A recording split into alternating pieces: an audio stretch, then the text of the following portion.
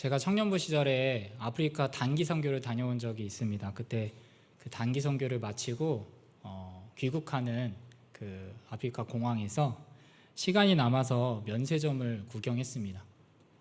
그런데 여자 청년 그 후배 2명이 하는 이야기를 제가 옆에서 듣게 되었습니다. 한 여자 후배가 그 무슨 이야기를 하냐면, 야야, 면세점 저쪽에 자라 있어, 자라. 이렇게 얘기하는 거예요. 그러니까 다른 여자 후배가 어디 우리 한번 가보자 이렇게 말했습니다. 제가 그 말을 옆에서 듣는데 굉장히 황당했습니다.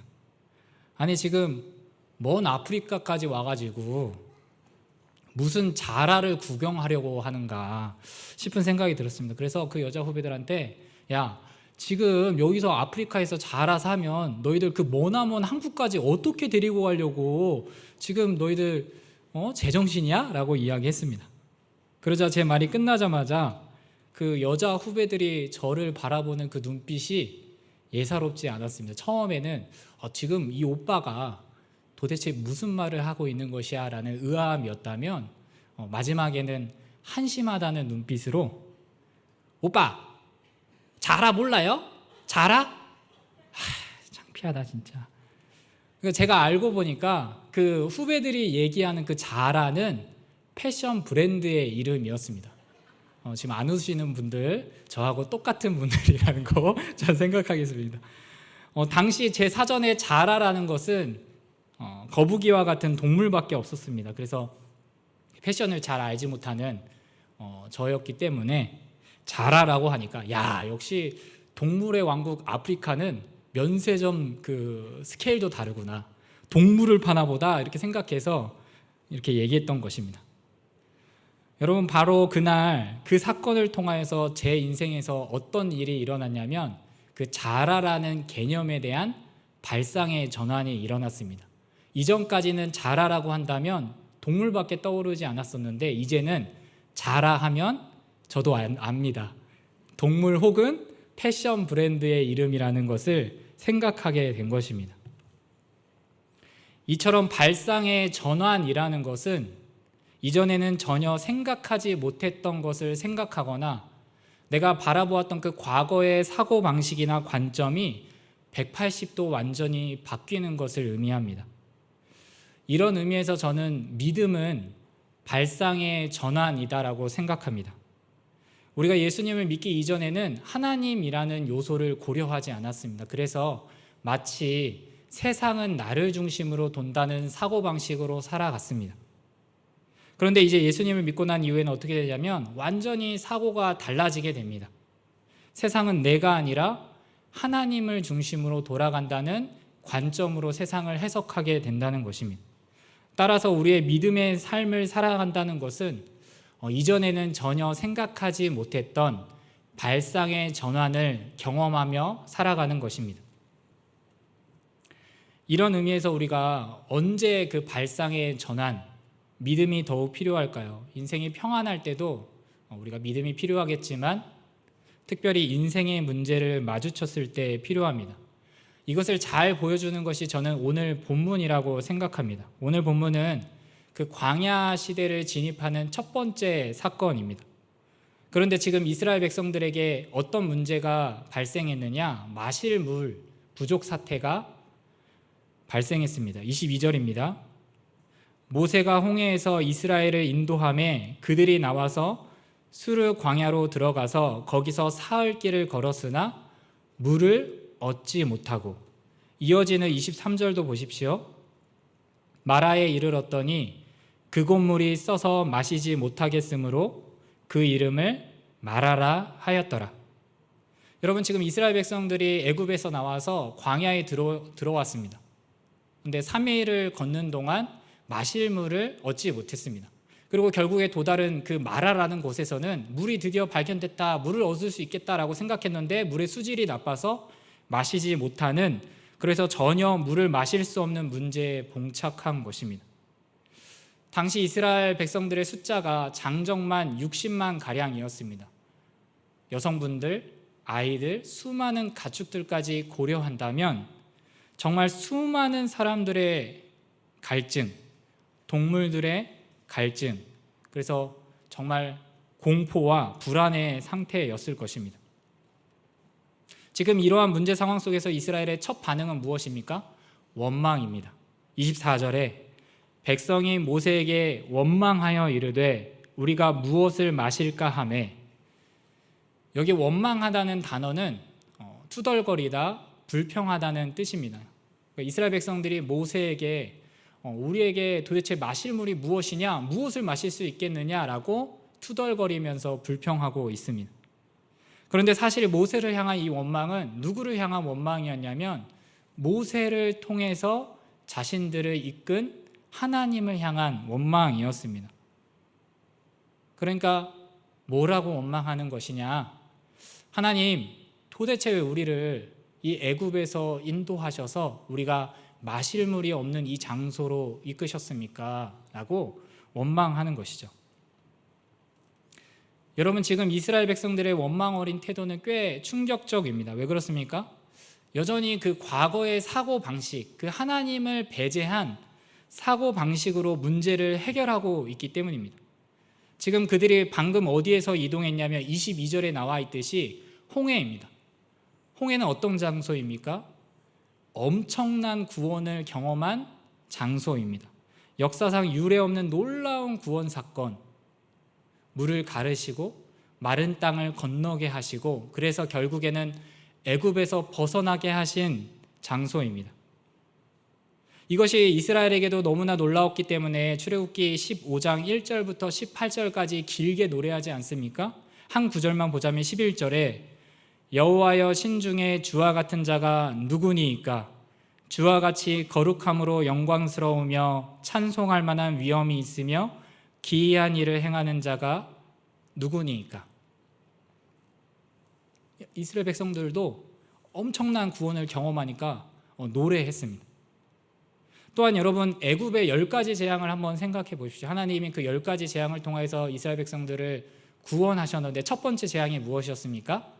물의 재앙이었습니다. 그러니까 나일강이 마실 수 없는 피로 변하는 재앙이었죠. 따라서 나일강 물을 바꾸시고 홍해 물을 건너게 하신 하나님이시라면 우리가 지금 이 마주친 문제, 마라의 쓴물 역시도 하나님께서 바꾸셔서 능히 우리로 하여금 마시게 할 수 있다라는 그 믿음으로 반응해야 하는데 여전히 그들의 생각에는 그 믿음을 배제한 사고방식, 이전의 사고방식에서 전혀 전환되지 않은 모습을 보입니다. 여러분, 오늘 본문부터 시작하는 그 광야 세대의 특징은 무엇일까요? 불신앙입니다. 오늘 본문 25절에 원망하다로 번역된 히브리어 단어 이 루는 구약 성경에서 총 18번 등장하는데 여호수아서에 한 번 등장하는 것을 제외하고는 모두 다 광야 세대에게 사용되고 있습니다. 무엇을 의미하는 것일까요? 이 사람들이 끊임없이 하나님을 원망한 세대라는 것입니다. 광야의 여정 속에서 만나와 메추라기로 먹이셨습니다. 반석에서 물을 내게 하심으로 목을 적시셨습니다.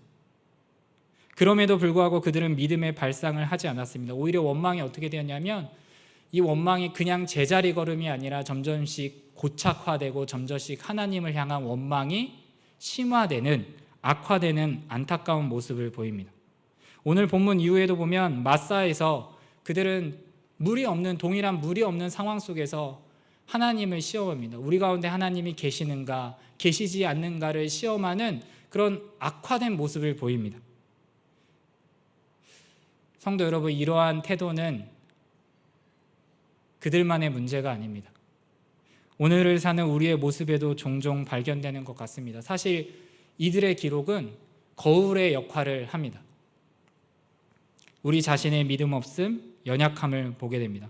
그래서 아무리 하나님이 살아계심을 보여주고 나의 기도에 하나님께서 응답해 주신다고 할지라도 잠깐 목이 마르고 물이 없는 문제에 빠지기만 하면 우리는 즉각적으로 불신으로 반응한다는 것입니다.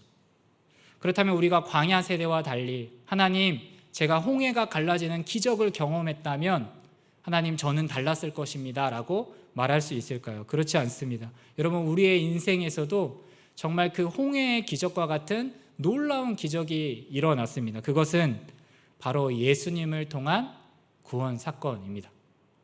본래 우리는 엄청난 부채를 빚진 자입니다. 예수님의 비유에 의하면 10,000달란트 빚진 자 하나가 우리입니다. 여기에 많은, 오늘날로 계산해 보니까 몇 조다, 몇십 조다라는 그 상징하는 숫자가 아니라 우리가 도저히 평생 동안 갚고자 해도 갚을 수 없는 어마어마한 액수를 상징하는 10,000달란트입니다.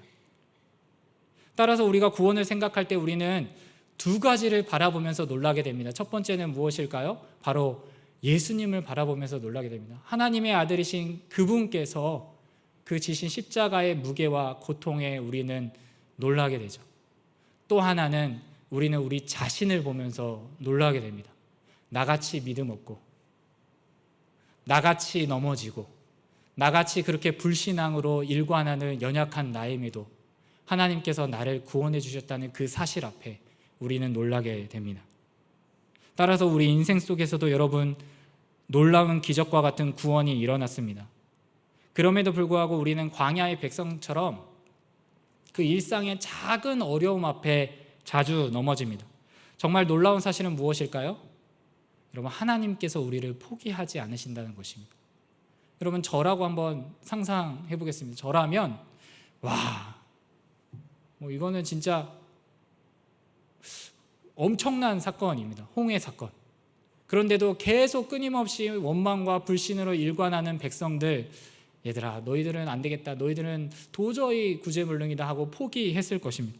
하지만 하나님은 우리가 믿음으로 자라가길 기대하고, 또 우리가 때로는 헤아릴 수 없는 사랑과 인내로 기다려 주십니다. 하나님은 자비롭고 은혜롭고 노하기를 더디하고 인자와 진실이 많은 하나님이십니다. 오늘 본문에서도 하나님은 어떻게 반응하십니까? 하나님은 이스라엘 백성들을 직접적으로 징계하지 않으십니다. 오늘 본문 이후에도 보면은 시내산에 도착할 때까지 이스라엘 백성들이 아무리 원망하더라도 하나님은 그들을 직접적으로 벌하지 않으십니다. 오히려 그들에게 돌보시는 섭리를 경험하게 하십니다. 이미 애굽에서 놀라운 구원을 경험했지만 믿음으로 보면 아직 유아기와 같은 이스라엘 백성들이기 때문에 이스라엘 백성들을 사랑으로 품으십니다. 그래서 쓴물을 단물로 바꾸시고 치료하시는 하나님, 여호와 라파라는 것을 알게 하십니다. 리딩 지저스라는 책에서는 이스라엘을 광야로 인도하시는 하나님의 의도를 이렇게 말합니다.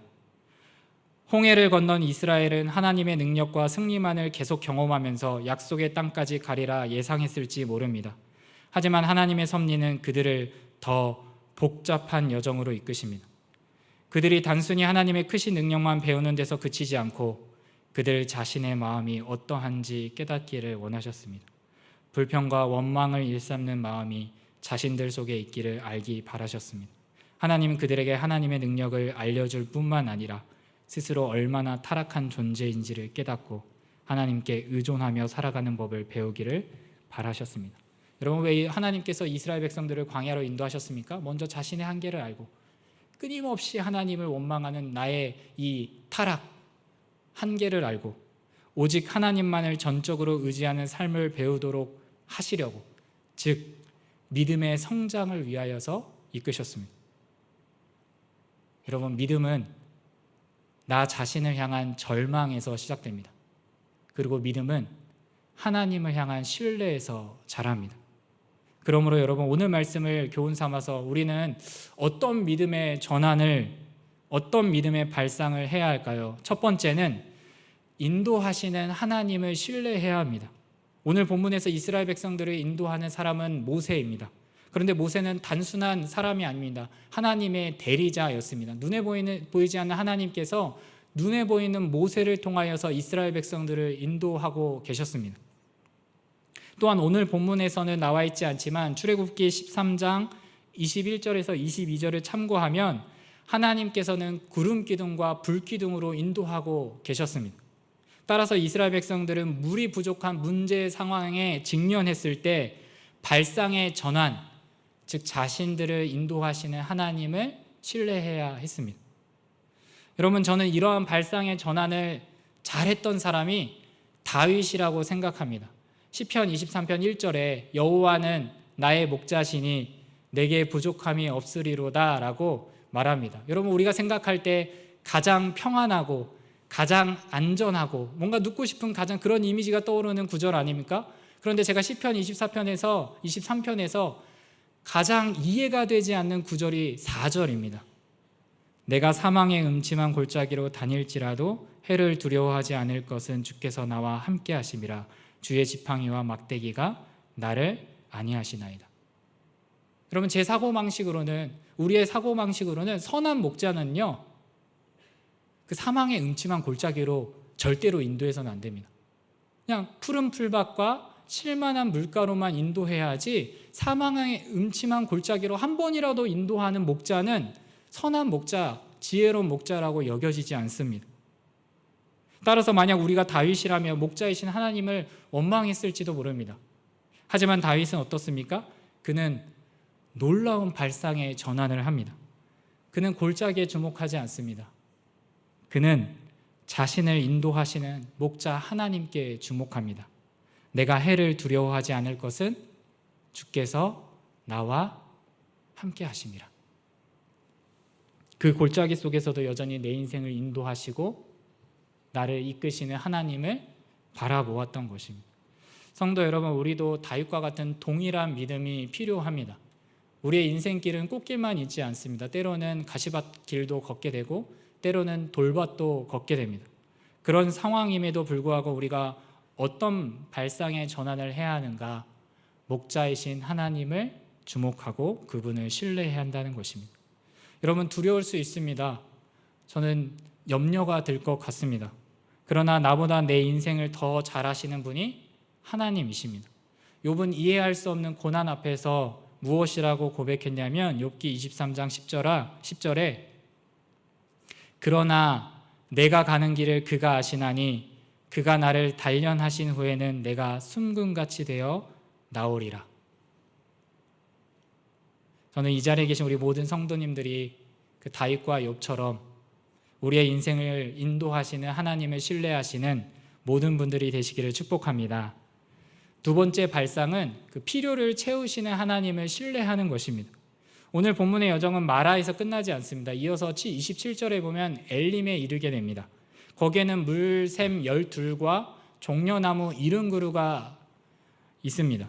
이것은 풍성한 은혜를 상징하는 것입니다. 그래서 풍성한 곁에 필요를 채움받는 일이 있습니다.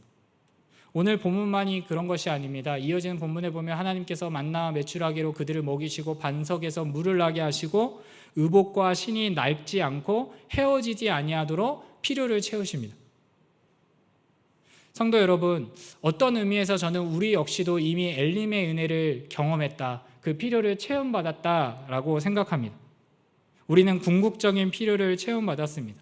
예수님께서 사마리아 여인, 정말 그 물리적인 물만을 갈구했던 그 여인에게 무엇이라고 말씀하시냐면 요한복음 4장 13절에서 14절에 이 물을 마시는 자마다 다시 목마르려니와 내가 주는 물을 마시는 자는 영원히 목마르지 아니하리니 내가 주는 물은 그 속에서 영생하도록 솟아나는 샘물이 되리라.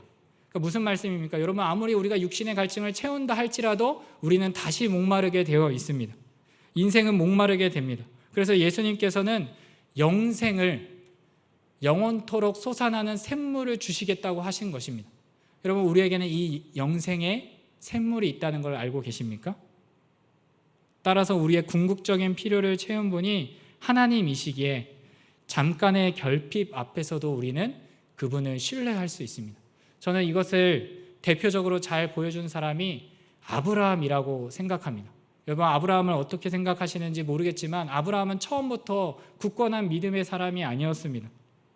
물론 그가 그 가나안 땅의 부동산 시세를 알았기 때문에 고향을 떠나서 가나안 땅으로 온 게 아니라 여호와의 말씀을 쫓아서 왔습니다. 하지만 그의 인생은 롤러코스터를 타는 것과 같았습니다. 가나안의 기근을 경험했고 살해의 위협 앞에 아내를 누이라고 거짓말했으며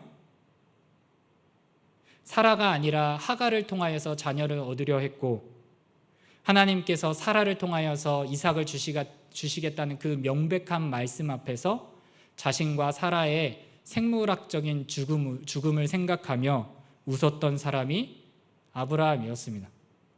그런데 어떻게 그가 믿음의 모델이 되어 수 있었을까요?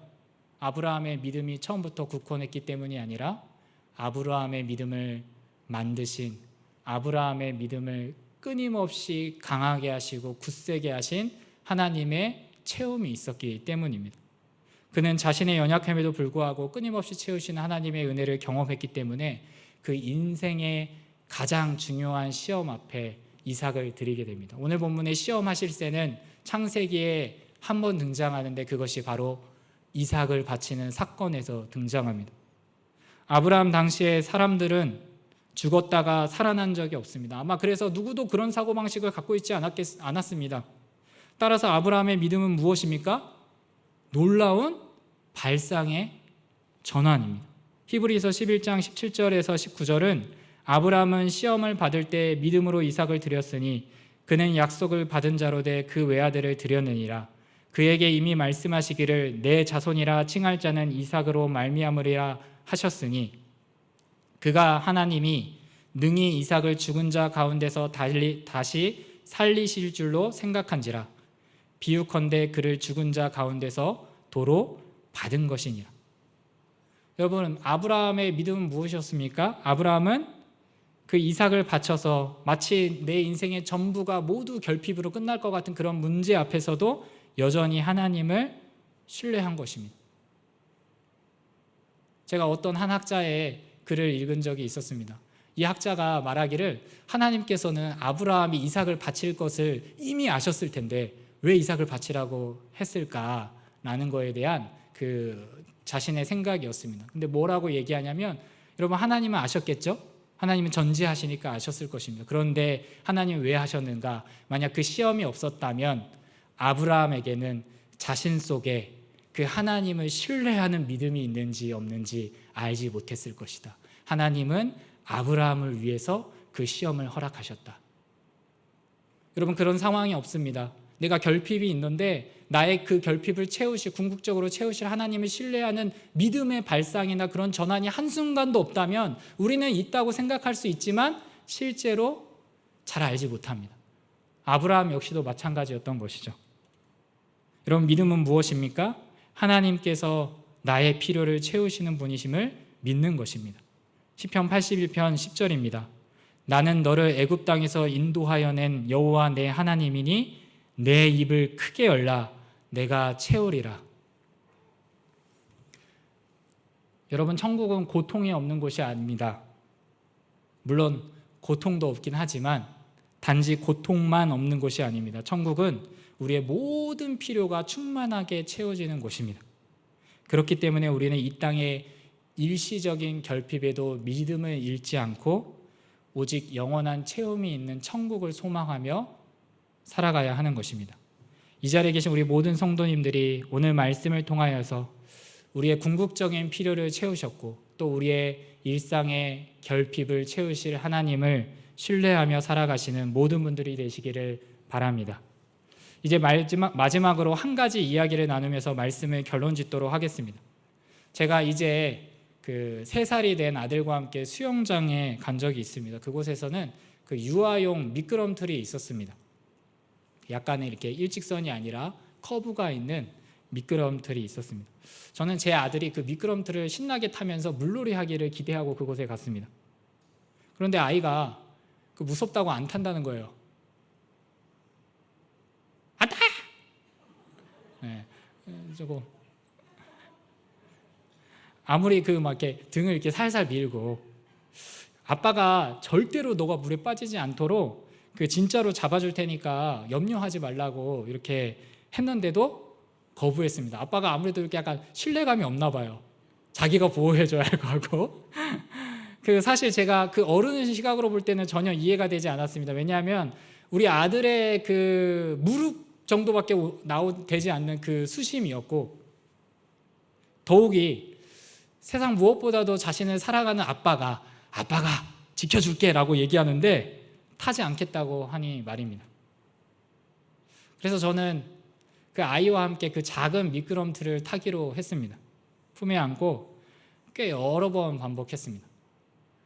그리고 이제 좀 괜찮은 것 같으니까 아이를 무릎에서 내려놓고 먼저 타, 아빠가 뒤따라가서 탈게 하고 같이 탔습니다. 또 여러 번 탔습니다. 결국 수많은 반복 끝에 아이가 혼자 탈 수 있을 것 같은 상황이 되었습니다. 저는 아이에게 말했습니다. 이제 한번 타봐. 아빠가 저기 미끄럼틀 끝에서 너 꼭 잡아줄게. 불안해 보이는 아이의 눈빛 속에서 화이팅! 괜찮아! 거의 막 수능 시험보 들어가는 막 우리 자제를 둔 아빠처럼 반복하며 응원했습니다. 그리고 아이는 혼자 미끄럼틀을 탔고 그 이후에도 꽤 오랫동안 미끄럼틀을 하며 물놀이를 즐겼습니다. 그런데 아이가 혼자 미끄럼틀을 타고 내려오기 전에 꼭 했던 행동 하나가 있었습니다. 아빠가 그 미끄럼틀 끝에 있는지 없는지 확인하는 거예요. 그 커브가 있는 미끄럼틀이었거든요. 그래서 이렇게 미끄럼틀을 타면 아빠가 시야에 보이지 않는 순간이 있었습니다. 그래서 처음에 내려올 때 이렇게 아빠를 보고 아빠하고 눈을 마주친 이후에 꼭 그때야 미끄럼틀을 탔습니다. 여러분, 그때 제가 깨달은 것은 이것이었습니다. 아, 우리의 인생이 마찬가지구나. 내가 혼자 타고 가는 미끄럼틀이라고 생각하면 너무나 무섭습니다. 너무 두렵습니다. 이 물속으로 내려가는 과정이 마치 나를 수면 아래로 끌어내리고 나를 잠기게 할 것 같아서 용기가 나지 않습니다. 하나님이 잠시 보이지 않는 그 커브의 미끄럼틀이 있어서 더더욱 걱정이 됩니다. 하지만 그 나를 도우실 하나님, 나를 인도하시고 나를 피로를 채우실 그 아버지 하나님께서 미끄럼틀 끝에서 나를 기다리고 계신다는 것을 우리가 바라본다면 우리는 인생이라는 미끄럼틀을 믿음으로 용기 낼 수 있다는 것을 깨닫게 되었습니다. 저는 이것이 믿음, 즉 발상의 전환이라고 생각합니다. 여러분들은 지금 인생에 어떤 과정을 겪고 있는 것 같습니까? 내가 아직 믿음을 이제 겨우 가져서 정말 하나님께서 같이 타주시는 그런 과정 속에 있습니까? 아니면 내가 믿음을 가진 적이 꽤 되어서 하나님께서 이제는 너 혼자 한번 타봐, 너 혼자 한번 해봐 라고 하시는 그런 상황입니까? 어떤 과정이든 상관없이 우리에게 공통적인 것은 무엇이냐면 그 모든 순간에 하나님께서 우리를 지켜보시고 함께 하신다는 것입니다. 과거 우리의 인생 계산기에는 하나님이 계시지 않았습니다. 하나님은 없었습니다. 그러나 구원받은 우리에게 하나님의 존재는 절대적입니다. 사랑하는 성도 여러분, 우리는 여전히 때로는 결핍 앞에 연약한 반응을 보이는 백성이지만 오늘 말씀을 기억하면서 믿음의 전환을, 발상의 전환을 갖는 우리이기를 원합니다. 내 인생을 가장 멋있게 디자인하신 하나님을 기대하면 좋겠습니다. 그래서 우리에게 주어진 모든 상황을, 특별히 그 어려운 상황에 마주칠 때마다 믿음으로 살아가는 우리 모든 성도님들이 되시기를 예수님의 이름으로 축복합니다. 아멘.